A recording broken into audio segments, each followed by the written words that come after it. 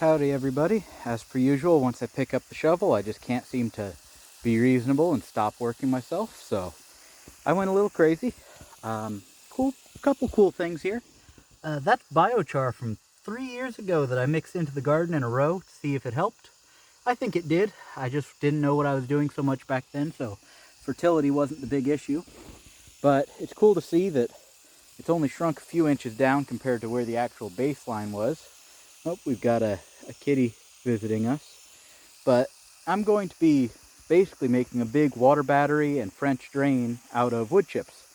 So I made this big old hole in the floor. I don't know, halfway up my shin. That's going to be all full of wood chips. But before I wood chip it, I'll do all that tomorrow. I'm going to start with just filling it up with water. And I've already tested about half of the track, so I know half of it'll work.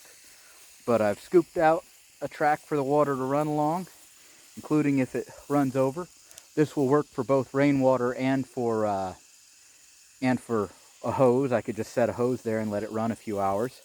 But as it continues, it's, I don't know, a few inches, maybe 2-3 inches. And then it forms a large settling basin here next to this tree. And I'm going to dig this out a little bit deeper most likely, but that's going to be another water battery full of wood chips. And then it's still a deeper path than it was before, but this is going to be the next path that it follows all the way along next to that comfrey. I'm going to need to dig a little bit more out here. And this is another really deep water basin. There's a bunch of foam on top, but that's at least as deep as the one on the other end.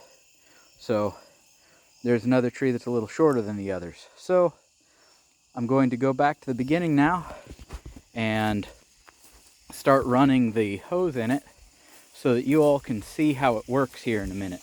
I'll probably have to upload a part 2 though, because it's going to take it a minute. Oh, there's a little kitty scared to death of me. Poor little guy, but there we go. Fill that up with water. Now the goal, once I fill all this with wood chips, it's going to be even with the moat around it I've dug.